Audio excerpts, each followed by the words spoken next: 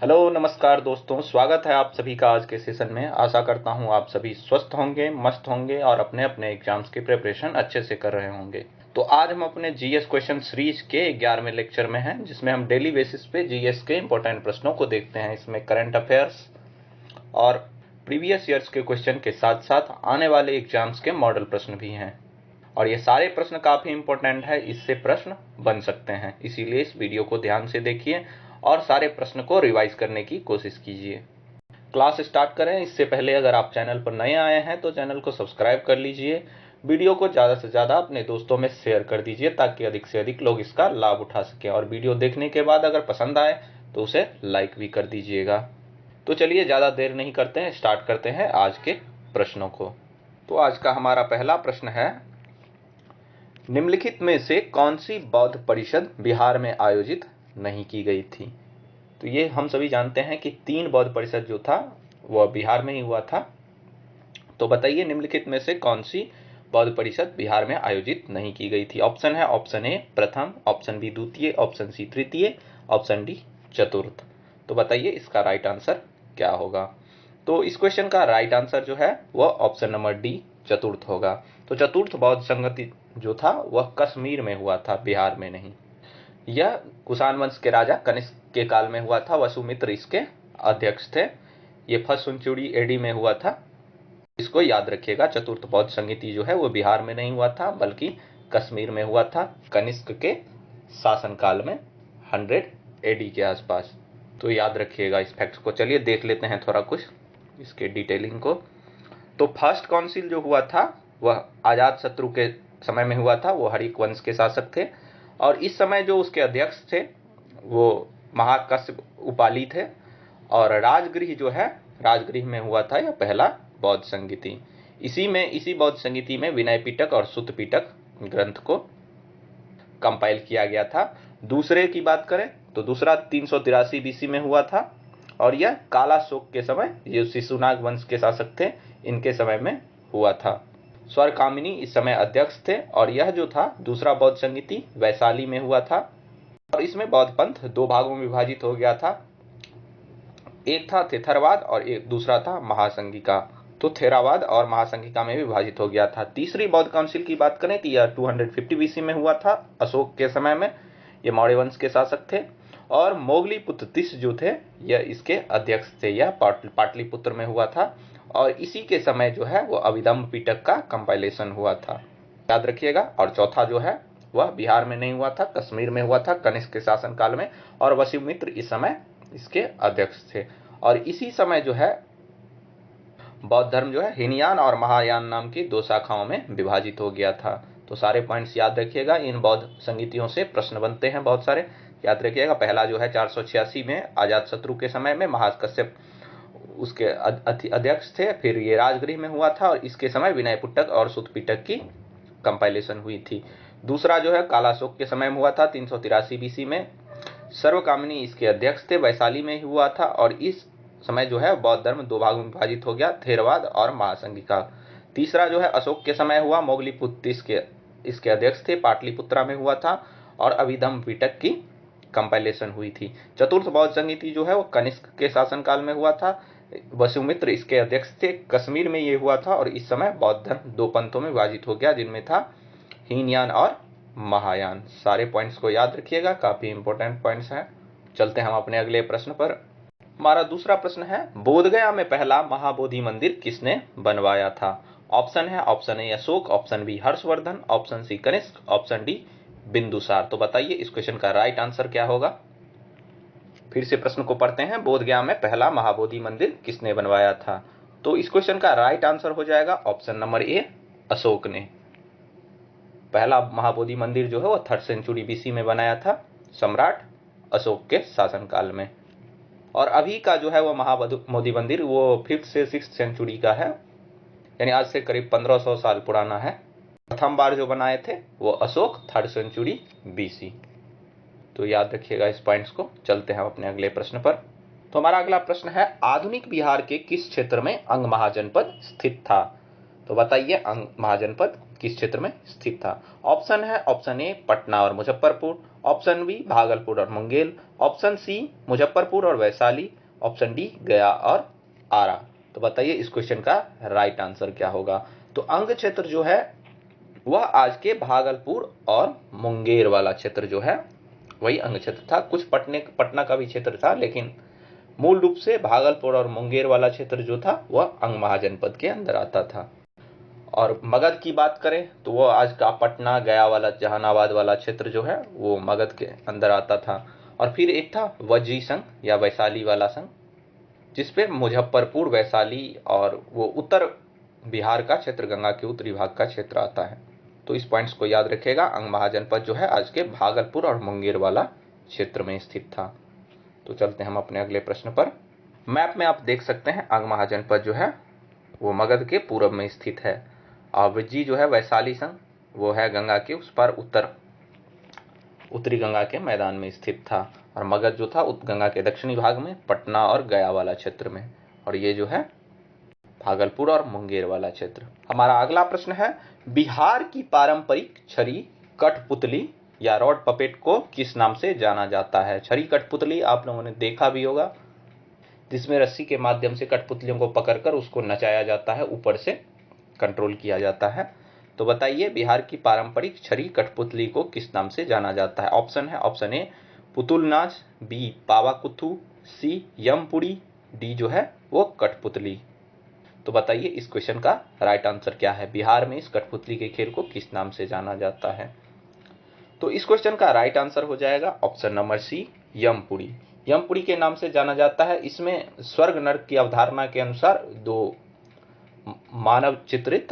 मानवीकृत कठपुतलियों को रखा जाता है और उसे ऊपर से स्वर्ग नर्क की अवधारणा के अनुसार उसे कंट्रोल किया जाता है यम देवता के द्वारा, ऐसा माना जाता है। यह एक हिंदू पारंपरिक कला है, तो इसको याद रखिएगा। और आपको हम पिक्चर में दिखा देते हैं। ये आप देख सकते हैं, ये उसी को प्रदर्शित कर रहा है। इसमें देख सकते हैं इसके हाथ में बांध के ऊपर से कंट्रोल किया जाता है और उसको मूव किया जाता है। तो चलते हैं अगले प्रश्न पर। हमारा अगला प्रश्न है, बिहार के किस गवर्नर ने बलबन को गद्दी पर बैठने पर 63 हाथी उपहार में दिए थे? तो ऑप्शन है option A Tatar Khan, option B Bughra Khan, C है कैकूबाद, डी है सरफराज अहमद। तो बताइए इस क्वेश्चन का राइट आंसर क्या हो जाएगा? तो इस क्वेश्चन का राइट आंसर की बात करें तो इसका राइट आंसर हो जाएगा option number A Tatar Khan. Tatar Khan जो था वो बिहार का उस समय गवर्नर था। उसने बलबन को 63 हाथी उपहार में दिए थे। और इस बात की जानकारी जो हमें है बिहार शरीफ के एक अरबी शिलालेख से मिला है।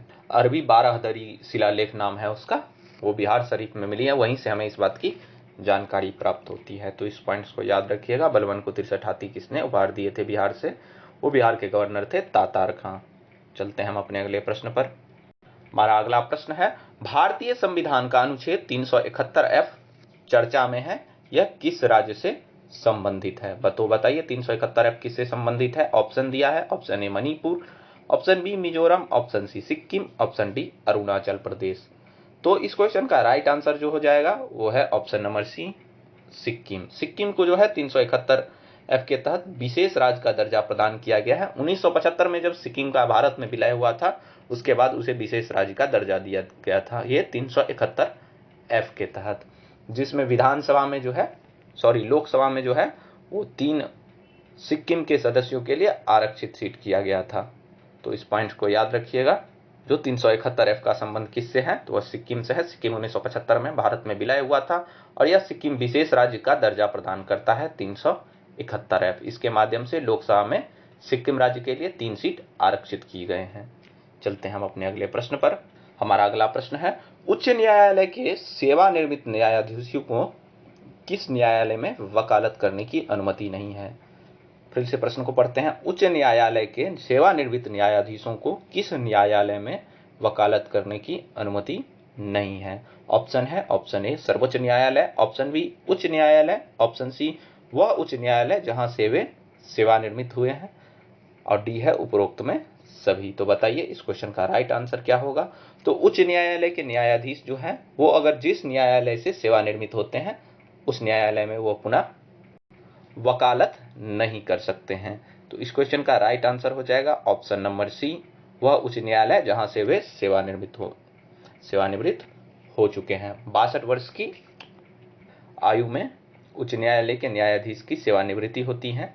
उच्च न्यायालय के सेवानिवृत्त न्यायाधीश जो है वह अपने ही न्यायालय में जहां से वो रिटायर हुए हैं वहां पर वकालत नहीं कर सकते। यह 217 अनुच्छेद 217 के 1 में दिया है, इस बात का वर्णन किया गया है।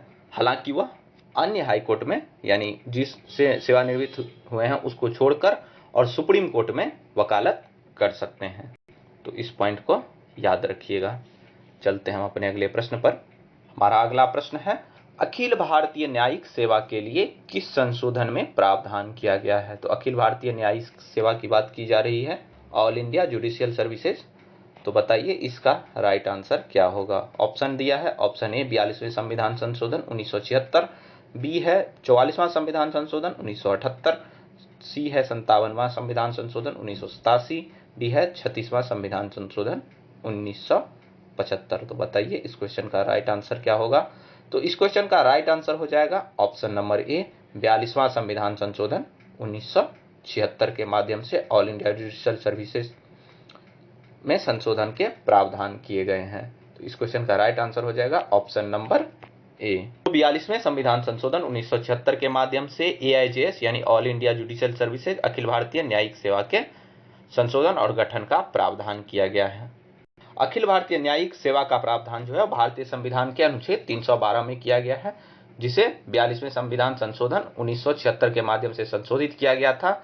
इस प्रकार AIJS के प्रावधान इस प्रकार है, जिसमें केवल ये जो होते हैं AIJS के माध्यम से जो जिनका चयन होता है वो जिला न्यायाधीश और इसके ऊपर के स्तर पर ही अपनी पदभार संभाल सकते हैं, यानी या तो जिला स्तर का होना चाहिए जिला न्यायाधीश के, या उसके ऊपर वाला स्तर जो होगा वहीं पे वो काम कर सकते हैं। AIJS के निर्माण के लिए राज्यसभा की 2/3 बहुमत से प्रस्ताव और संसदीय कानून की आवश्यकता होती है। AIJS जो है सभी राज्यों के लिए न्यायाधीशों की भर्ती को केंद्रीकृत करने के लिए एक सुधार की पहल है। वैसे हमको लगता है अभी तक हुआ नहीं है, लेकिन इस पर काम किया जा रहा है ऑल इंडिया जुडिशियल सर्विसेज पे। याद रखिएगा 42वें संविधान 1976 के माध्यम से इनमें संशोधन किया गया था, अनुच्छेद 312 में इसका प्रावधान किया गया है। चलते हैं हम अपने अगले प्रश्न पर। हमारा अगला प्रश्न है, पंचायत अधिनियम यानी अनुसूचित क्षेत्रों के विस्तार से संबंधित है। यह पंचायत अधिनियम या पेशा अधिनियम 1996 भारत के किस क्षेत्रों पर लागू होता है? तो बताइए जो पंचायत अधिनियम और पेशा अधिनियम जो है वह किस क्षेत्रों पर लागू होता है? ऑप्शन है, option a inner line permit क्षेत्र पर, सी है संरक्षित क्षेत्र पर, बी है संरक्षित क्षेत्र पर, सी है 6ठी अनुसूची के क्षेत्रों पर, डी है 5वीं अनुसूची के क्षेत्रों पर। तो बताइए इसका राइट आंसर क्या होगा? तो इस क्वेश्चन का राइट आंसर जो है वो डी होगा, 5वीं अनुसूची के क्षेत्रों पर। 5वीं अनुसूची के माध्यम से उन राज्यों को रखा गया है जिनमें आदिवासी क्षेत्रों के स्वायत्त क्षेत्रों के विस्तार पे बात की गई है। यह भूरिया समिति के सिफारिश पे किया गया था। ये 73वां और 74वां संविधान संशोधन के माध्यम से हुआ था। इसमें भूरिया समिति के माध्यम से यह प्रस्ताव रखा गया था कि अनुसूचित क्षेत्रों जो है अनुसूचित क्षेत्र के विस्तार की बात की गई थी, जिसमें जैसे आदिवासी एरिया है, जंगल है, उसमें उनकी स्वायत्तता देना और ग्राम सभा आदि का गठन करना। तो इस क्वेश्चन का जो राइट आंसर है ऑप्शन नंबर डी अनुसूचित क्षेत्र, 5वीं अनुसूची का क्षेत्र जो है वह है। पेशा अधिनियम याद रखिएगा, हमने पहले भी पढ़ा था पहले के क्लास में। यह भूरिया समिति के सिफारिश पे लागू किया गया था और यह 73वें और 74वें संविधान संशोधन के माध्यम से किया गया था। बात करें तो 5वीं अनुसूची में कौन कौन से क्षेत्र आते हैं? तो 5वीं अनुसूची में जो क्षेत्र आते हैं उनमें है आंध्र प्रदेश, छत्तीसगढ़, गुजरात, हिमाचल प्रदेश, झारखंड, मध्य प्रदेश, महाराष्ट्र, उड़ीसा, राजस्थान, तेलंगाना। ये राज्य जो है वो 5वीं अनुसूची के क्षेत्र हैं, जिसमें आदिवासी क्षेत्रों को अधिक स्वायत्त देने और भूमि और जंगल पर उनके अधिकार की रक्षा के लिए पेशा अधिनियम लागू किया गया था। पेशा अधिनियम अनुसूचित क्षेत्रों में ग्राम सभाओं को विशेष रूप से प्राकृतिक संसाधनों के प्रबंधन के लिए विशेषाधिकार देता है। पेशा अधिनियम 1995 में भूरिया समिति के सिफारिशों पर जो है वह आधारित था और यह भारतीय संविधान के 73वें और 74वें संशोधन से प्रेरित है, यानी इसी के माध्यम से किया गया था। तो इसको याद रखिएगा, काफ़ी इंपॉर्टेंट प्रश्न है। इसको लेके हमने इससे पहले भी 2 वीडियो में इस पे बात कर चुके हैं, तो याद रखिएगा इसको। चलते हैं हम अपने अगले प्रश्न पर। तो हमारा अगला प्रश्न है, किसी पार्टी को राष्ट्रीय पार्टी के रूप में मान्यता देने के लिए निम्नलिखित में से कौन सा मानदंड है? तो किसी पार्टी को राष्ट्रीय पार्टी कब माना जाएगा, बताइए। इसमें कथन दिया है, कथन 1, इसे 4 या अधिक राज्यों में राज्य पार्टी के रूप में मान्यता प्राप्त है, वो राष्ट्रीय पार्टी बन सकता है, पहला कथन है। दूसरा कथन है, यदि उसके उम्मीदवार ने पिछले लोकसभा या विधानसभा चुनावों में किसी भी 4 या अधिक राज्यों में कुल वैध मतों का कम से कम 6% वोट प्राप्त किया हो और पिछले लोकसभा चुनावों में कम से कम 4 सांसद हो, ये दूसरा कथन है। तीसरा कथन है, यदि इसमें कम से कम 4 राज्यों में लोकसभा की कुल सीटों में से कम 2% सीट जीती हो। तो याद रखिए, उपरोक्त में से दिए गए निम्नलिखित कथनों में से कौन से सही है? इसका ऑप्शन दिया है, ऑप्शन ए केवल 1 और 3, बी है केवल 1 और 2, सी है 1, 2, 3, डी है केवल 2 और 3। तो बताइए इसका राइट आंसर क्या होगा। चलिए एक बार और प्रश्न को पढ़ते हैं। किसी पार्टी को राष्ट्रीय पार्टी के रूप में मान्यता दिए जाने के लिए निम्नलिखित में से कौन सा मानदंड सही है? तो पहला कथन दिया है, इसे 4 या अधिक राज्यों में राज्य पार्टी के रूप में मान्यता प्राप्त हो। तो पहला कथन जो है वह बिल्कुल सही कथन है, पहला जो है यह बिल्कुल सही कथन है। दूसरा है, यदि इनके उम्मीदवारों ने पिछले लोकसभा एवं विधानसभा चुनावों में किसी भी 4 या अधिक राज्यों में कुल वैध मतों का कम से कम 6% वोट प्राप्त किए हों, पिछले लोकसभा चुनावों में उनके कम से कम 4 सांसद हो, ये भी बिल्कुल सही है। अगला कथन है, यदि इसमें कम से कम 4 राज्यों में लोकसभा की कुल सीटों में कम से कम 2% सीट जीते हों। यहाँ पे एक पॉइंट सिर्फ गलत है, यहाँ पे 4 राज्यों की जगह पे 3 राज्य होगा, 3 राज्य होगा। 3 राज्यों में लोकसभा की कुल सीटों में कम से कम 2% सीट जीते हों तो उसे राष्ट्रीय पार्टी के रूप में मान्यता दी जा सकती है। तो इस क्वेश्चन में जो है ये तीसरा कथन जो गलत है, पहला और दूसरा कथन सही है। ऑप्शन अपना देखते हैं, पहला दूसरा कथन। तो यह बी में जो है वो पहला और दूसरा कथन दिया है। तो इस क्वेश्चन का राइट आंसर हो जाएगा ऑप्शन नंबर बी, केवल 1 और 2। तो इस प्रश्न को बार बार पढ़िए, देखिए, गौर से पढ़िए, आपको सभी कंसेप्ट क्लियर हो जाएंगे। चलते हैं हम अपने अगले प्रश्न पर। हमारा अगला प्रश्न है, मोबाइल फोन के माध्यम से मतदान की अनुमति देने वाला पहला देश कौन सा है? तो मोबाइल फोन के माध्यम से मतदान की अनुमति देने वाला पहला देश कौन सा है? ऑप्शन दिया है, option A Estonia, B New Zealand, C Italy, D Romania. तो बताइए इसका राइट आंसर क्या होगा।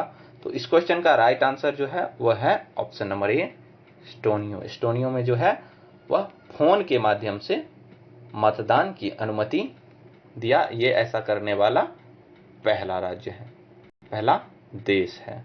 देख लेते हैं इसके बारे में थोड़ा।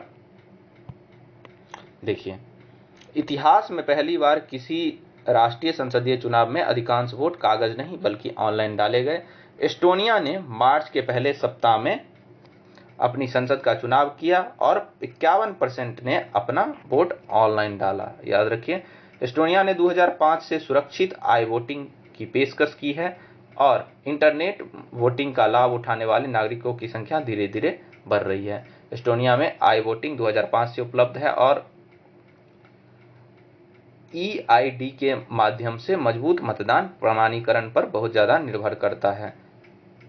तब से स्थानीय सरकारों में 5 चुनाव, 5 संसदीय और 3 यूरोपीय संसद के चुनाव हुए हैं। आई वोटिंग सुरक्षा और अखंडता के बारे में मिश्रित भावनाएं पैदा हैं, यानी इसको लेकर पॉजिटिव निगेटिव दोनों बातें होती हैं। लेकिन एक बात पक्की है कि अगर हमारे चुनाव से समझौते होने कोई संदेह होता है तो आई वोटिंग इस तरह उपलब्ध नहीं होता जैसे कि 18 साल से है। यानी यहाँ बहुत दिनों से 18 साल से करीब यही व्यवस्था चल रही है, तो इसको लेकर अभी तक कोई प्रॉब्लम नहीं आया है। तो ये ऐसा करने वाला पहला देश है जो ऑनलाइन माध्यम से वोटिंग करता है। तो इस देश का नाम क्या है? एस्टोनिया। याद रखिएगा। चलते हैं अपने अगले प्रश्न पर। करंट अफेयर्स के प्रश्न है, इससे प्रश्न बन सकते हैं। अभी हमारे यहाँ भी चुनाव सुधार को लेकर वन नेशन वन इलेक्शन की बात सब चल रही है, इस कारण से ये न्यूज में भी बना हुआ है, तो इससे प्रश्न बन सकते हैं। चलिए अगले प्रश्न पे चलते हैं। हमारा अगला प्रश्न है, नीचे दिए गए कथनों में से कौन सा गलत है? ऑप्शन है, ऑप्शन ए, भारतीय संविधान की तीसरी अनुसूची में विभिन्न संवैधानिक पदों के लिए शपथ और प्रतिज्ञा के प्रारूप शामिल है। दूसरा ऑप्शन है, भारत के संविधान की 7वीं अनुसूची संघ और राज्यों के बीच शक्तियों और कार्यों को विभाजित करती है। तीसरा ऑप्शन है, दूसरी अनुसूची प्रधानमंत्री के वेतन, भत्ते, विशेषाधिकार के प्रावधानों की रूपरेखा प्रस्तुत करती है। चौथा ऑप्शन है, 8वीं अनुसूची में भारत में मान्यता प्राप्त भाषाओं की सूची है। मूल रूप से अनुसूची में 14 भाषाएं थीं, लेकिन वर्तमान में इसमें 22 भाषाएं शामिल हैं। तो बताइए इसमें कौन सा कथन गलत है? गलत कथन को चूज करना है। फिर से अपने कथन को एक बार देखते हैं। पहला कथन है, भारतीय संविधान की तीसरी अनुसूची में विभिन्न संवैधानिक पदों के लिए शपथ और प्रतिज्ञा के प्रारूप शामिल है। तो ये पहला कथन जो है वो बिल्कुल सही है। दूसरा कथन है, भारत के संविधान की 7वीं अनुसूची संघ और राज्यों के बीच शक्तियों और कार्यों को विभाजित करती हैं। ये भी बिल्कुल सही है। ये संघ 7वीं अनुसूची जो है संघ राज्य के शक्तियों और कार्यों के विभाजन को लेकर है। तीसरा ऑप्शन है, दूसरी अनुसूची प्रधानमंत्री के वेतन, भत्ते, विशेषाधिकार के प्रावधानों की रूपरेखा प्रस्तुत करती है। ये बिल्कुल गलत है, सही नहीं है। प्रधानमंत्री नहीं है, प्रधानमंत्री को छोड़कर बाकी हैं, जैसे कि राष्ट्रपति, उपराष्ट्रपति, लोकसभा अध्यक्ष, उपाध्यक्ष, उसके बाद राज्यसभा अध्यक्ष, उपाध्यक्ष, फिर राज्यों के विधानसभा के अध्यक्ष, विधान परिषद के अध्यक्ष, उपाध्यक्ष आदि, और फिर सुप्रीम कोर्ट के चीफ जस्टिस और हाई कोर्ट के चीफ जस्टिस, और उसके बाद जो है वो सीएजी के वेतन, भत्ते और विशेषाधिकार के प्रावधान किए गए हैं, और लेकिन प्रधानमंत्री की नहीं बात की गई है। दूसरी अनुसूची में जो है प्रधानमंत्री के वेतन और भत्ते की नहीं बात की गई है, बाकी लोग हैं जिसमें मैंने आपको बताया। तो ये जो है वो गलत है। फिर चौथा ऑप्शन है, 8वीं अनुसूची में भारत में मान्यता प्राप्त भाषाओं की सूची है। मूल रूप से अनुसूची में 14 भाषाएं थीं, लेकिन वर्तमान में 22 भाषाएं हैं। ये भी बिल्कुल सही है। हमारे 8वीं अनुसूची में भाषाओं का प्रावधान है। मूल रूप से मूल संविधान में 14 भाषाएं थी, बाद में संशोधन के माध्यम से अन्य भाषाओं को जोड़ा गया। तो ये भी बिल्कुल सत्य है। तो इसका सी नंबर जो है वो गलत है। तो इसका करेक्ट आंसर हो जाएगा ऑप्शन नंबर सी। याद रखिएगा, खास करके ये याद रखिएगा, दूसरी अनुसूची में प्रधानमंत्री नहीं है, क्योंकि लोग अक्सर गलती कर जाते हैं, प्रधानमंत्री को भी समझ लेते हैं, लेकिन उसमें राष्ट्रपति, उपराष्ट्रपति, लोकसभा अध्यक्ष, राज्यसभा के अध्यक्ष उपाध्यक्ष, लोकसभा के अध्यक्ष उपाध्यक्ष, उसके बाद है विधानसभा के अध्यक्ष उपाध्यक्ष, विधान परिषद के अध्यक्ष उपाध्यक्ष, और साथ में जो है वो हाई कोर्ट, सुप्रीम कोर्ट के चीफ जस्टिस, और फिर उसके बाद जो है वह सीएजी जो होते हैं उनके वेतन, भत्ते और विशेषाधिकार के प्रावधान किए गए हैं। ये दूसरी अनुसूची में है, याद रखिएगा। चलते हैं हम अपने अगले प्रश्न पर। अगला प्रश्न है, नीति आयोग की वोकल फॉर लोकल पहल द्वारा अनावरण किए गए लोगों का नाम क्या है? तो लोगों का नाम क्या है लोकल फॉर वोकल के लिए जो बनाया गया है? ऑप्शन है, ऑप्शन ए आरोहण, ऑप्शन बी है आकांक्षा, ऑप्शन सी है आराध्या, ऑप्शन डी है आरव। ये लोकल फॉर वोकल जो है वो स्थानीय उद्योग को बढ़ावा देने के लिए दिया गया है। इसका एक लोगो बनाया गया है जिसका नाम है ऑप्शन नंबर बी आकांक्षा। आकांक्षा उस लोगो का नाम रखा गया है। ये नीति आयोग के द्वारा स्टार्ट किया गया है। नीति आयोग के अध्यक्ष जो हैं वो सीईओ जो हैं वी.आर. सुब्रमण्यम जी हैं, अभी उन्होंने ही इसका अनावरण किया है। चलिए इसके बारे में थोड़ा हम डिटेल में देख लेते हैं।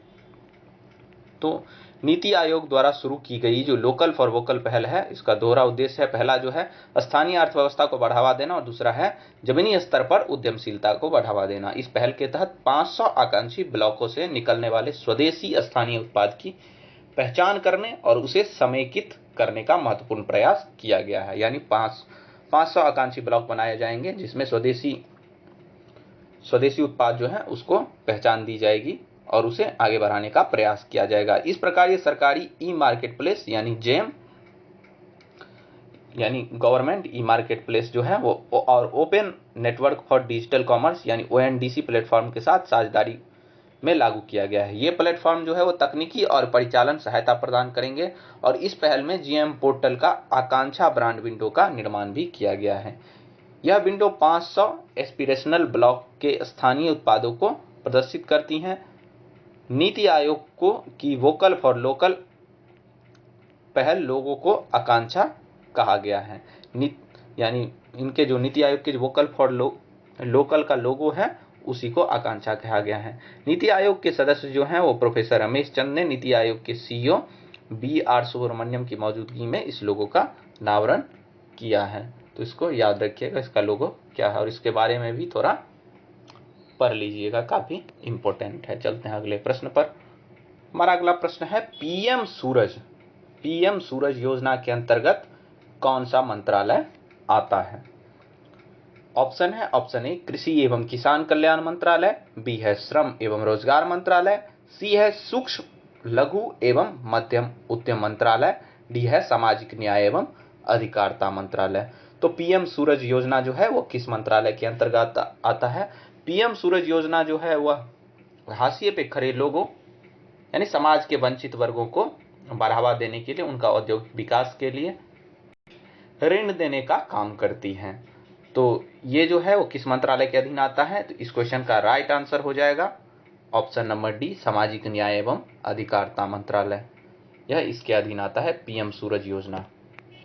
इस पोर्टल का जो है पीएम सूरज राष्ट्रीय पोर्टल का उद्देश्य जो है वो समाज के हाशिए पर खड़े वर्गों का उत्थान करना और वंचित समुदायों के 1 लाख उद्यमियों को ऋण प्रदान करना है। इसे सामाजिक न्याय एवं अधिकारिता मंत्रालय और उनके विभागों के द्वारा कार्यान्वित किया जाता है। यह पोर्टल जो है एक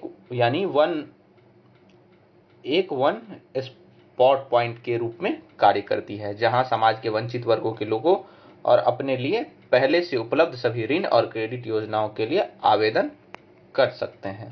तो इसको याद रखिएगा, ये NBFC और MFI और अन्य संगठनों के माध्यम से ऋण सहायता जो है प्रदान की जाती है, इसकी पहुंच पूरे देश में सुनिश्चित हो सके। तो इसको याद रखिएगा, पीएम सूरज योजना जो है इसका उद्देश्य जो है वह निचले तबके के लोगों यानी समाज के पिछड़े और वंचित लोगों के उत्थान के लिए, उनका औद्योगिक विकास के लिए ऋण सहायता प्रदान करती हैं। यह जो है सामाजिक न्याय और अधिकारिता मंत्रालय के अंतर्गत आता है, याद रखिएगा। चलते हम अपने अगले प्रश्न पर। अगला प्रश्न है 1893 में आर्य समाज 2 समूहों में विभाजित हो गया। कथन दिया हुआ है, जो निम्नलिखित में से कौन सा कथन सही है? तो 1893 में आर्य समाज 2 समूह में विभाजित हो गया था। इसमें पहला कथन है मांस खाने से परहेज करने वाला समूह और दूसरा समूह जो मांस खाना जारी रखता था। दूसरा कथन है विधवा पुनर्विवाह के मुद्दे को लेकर अलग हुए थे।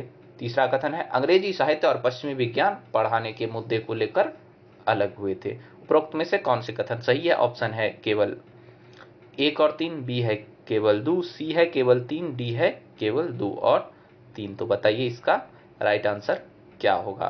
तो आर्य समाज जो 1893 में 2 समूह विभाजित हुआ था, उसका कारण क्या था? फिर से देखते हैं।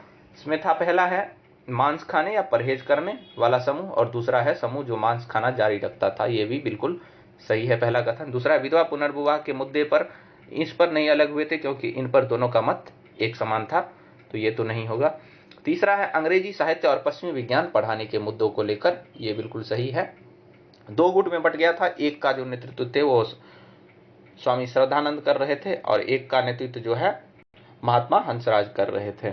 हंसराज जी जो थे वह शाकाहारी यानी मांस नहीं खाने वाले और पक्ष में थे, जबकि स्वामी श्रद्धानंद जो है इस पक्ष का समर्थन नहीं करते थे।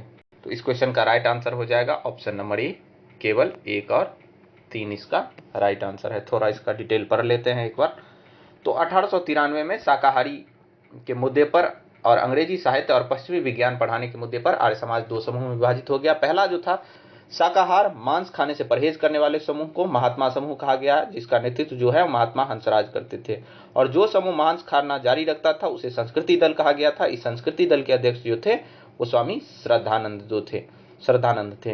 अंग्रेजी साहित्य और पश्चिमी विज्ञान पढ़ाना आर्य समाज भी कॉलेज पार्टी और गुरुकुल पार्टी में विभाजित हो गया था। आर्य समाज कॉलेज और गुरुकुल पार्टी में।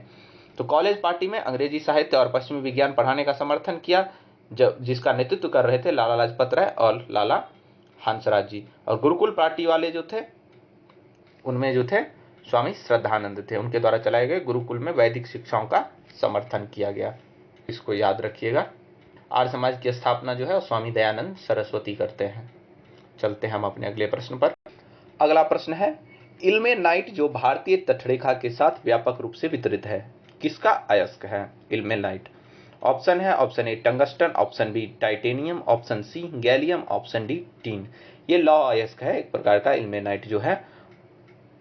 तो यह जो है टाइटेनियम का अयस्क है। इस क्वेश्चन का राइट आंसर हो जाएगा ऑप्शन बी टाइटेनियम ऑक्साइड का।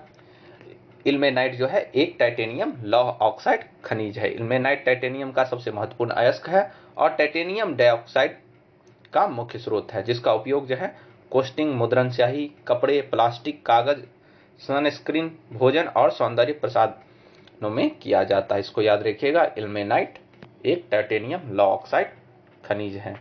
तो इस क्वेश्चन का राइट आंसर हो जाएगा ऑप्शन नंबर बी टाइटेनियम।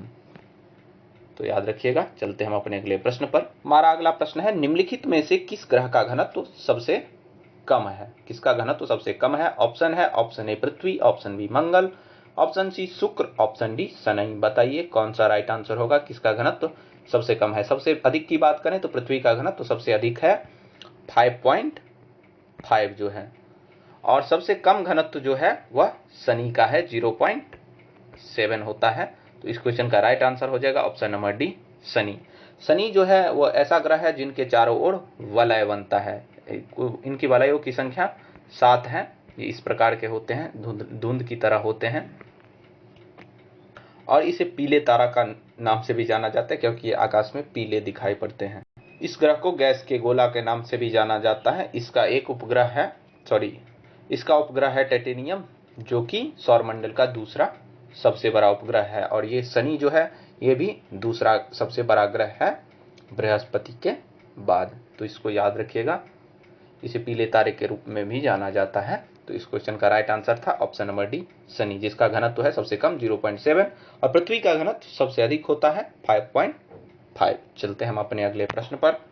अगला प्रश्न है, अडू एटोल किस महासागर में स्थित है? ऑप्शन है, ऑप्शन ए अटलांटिक महासागर, ऑप्शन बी आर्कटिक महासागर, ऑप्शन सी हिंद महासागर, ऑप्शन डी प्रशांत महासागर। अडू एटोल जो है वो हाल में खबर में भी था, न्यूज में भी था। तो अडू एटोल, इसको सीनू एटोल के नाम से भी जाना जाता है। यह जो है हिंद महासागर में स्थित है। इस क्वेश्चन का राइट आंसर हो जाएगा ऑप्शन नंबर सी। यह मालदीव का भाग है। मालदीव का सबसे दक्षिणतम बिंदु है अडू एटोल या सीनू एटोल के नाम से भी इसे जाना जाता है। यह इसकी राजधानी माले से लगभग 540 किलोमीटर की दूरी पर स्थित है। इसको याद रखिएगा, यह हिंद महासागर में स्थित है। देख सकते हैं ये है मालदीव आइलैंड और ये आइलैंड कॉम्बिनेशन है नेशन। और अडू एटोल जो है वो सदर्न पॉइंट है इसका सबसे निचला, और यह हिंद महासागर में स्थित है। इसकी राजधानी जो है वो माले है और माले से यहाँ की दूरी जो लगभग है 540 किलोमीटर की दूरी है। इसको याद रखिएगा। इक्वेटर इसे अन्य द्वीपों से अलग करती है और यह मालदीव का पार्ट है। चलते हैं हम अपने अगले प्रश्न पर। अगला प्रश्न है, उत्तरी अमेरिका में नियाग्रा फॉल्स, नियाग्रा जलप्रपात किसके बीच स्थित है? उत्तरी अमेरिका का नियाग्रा जलप्रपात। ऑप्शन है, ऑप्शन ए सुपीरियर झील और मिशिगन झील, ऑप्शन बी है मिशिगन झील और हुरोन झील, सी है हुरोन झील और ओंटारियो झील, डी है ओंटारियो झील और एरी झील। तो बताइए इसका राइट आंसर क्या होगा। यह नियाग्रा फॉल्स जो है वह यूएसए और कनाडा के बीच स्थित है और ये बॉर्डर निर्माण भी करती है और कुल 5 फॉल्स का एक समूह टाइप का है। तो बताइए यह किसके बीच में स्थित है नियाग्रा फॉल्स।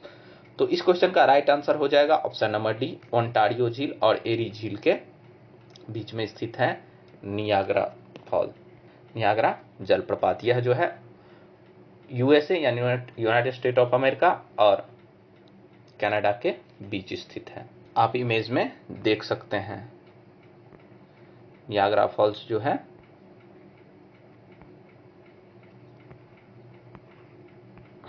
देखिए, ये लेक ओंटारियो और लेक इरी के बीच स्थित है। नियाग्रा फॉल्स यहाँ के मध्य में स्थित है। और यह उत्तरी अमेरिका और कनाडा के मध्य में स्थित है। देख सकते हैं ये कनाडा है, ये उत्तरी अमेरिका है और ये उसके बीच में पड़ता है।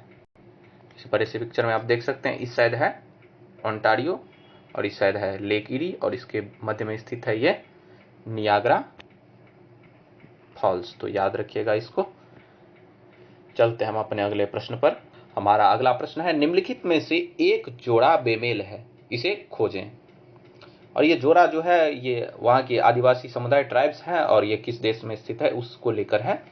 तो बताइए इसमें कौन सा राइट आंसर होगा, कौन सा जोड़ा बेमेल है। ऑप्शन है, ऑप्शन ए मसाई मध्य पूर्व अफ्रीका, बी सकाई मलेशिया, सी बेडोइन अरब प्रायद्वीप, डी किर्गिज मध्य एशिया। बताइए इसका राइट आंसर क्या होगा। मसाई जो है वो मध्य पूर्व एशिया में स्थित है, यह बिल्कुल सत्य है। सकाई जो है यह मलेशिया में नहीं बल्कि इंडोनेशिया में स्थित है। इंडोनेशिया के सुमात्रा द्वीप पर स्थित एक आदिवासी समूह है। तो ये जो होगा नहीं होगा, ये जोड़ा बेमेल है। सी है बेडोइन अरब प्रायद्वीप में, ये भी सही है। किर्गिज जो है वो मध्य एशिया में स्थित है, आदिवासी समूह है, ये सही आंसर है। तो इस क्वेश्चन का राइट आंसर हो जाएगा सकाई मलेशिया। सकाई मलेशिया में नहीं बल्कि इंडोनेशिया में है, तो ये बी नंबर इसका राइट आंसर है। तो इसको याद रखिएगा। तो आज हमने कुल 20 प्रश्नों को देखा। सारे प्रश्न काफी इंपॉर्टेंट थे जो आगामी एग्जाम्स को ध्यान में रखकर तैयार किए गए हैं। सारे प्रश्नों को बार बार देखिए, उसको याद करने का प्रयास कीजिए और एक काम कीजिए, सबसे पहले वीडियो को ज़्यादा से ज़्यादा अपने दोस्तों में शेयर कर दीजिए जो एग्जाम्स की तैयारी करते हैं।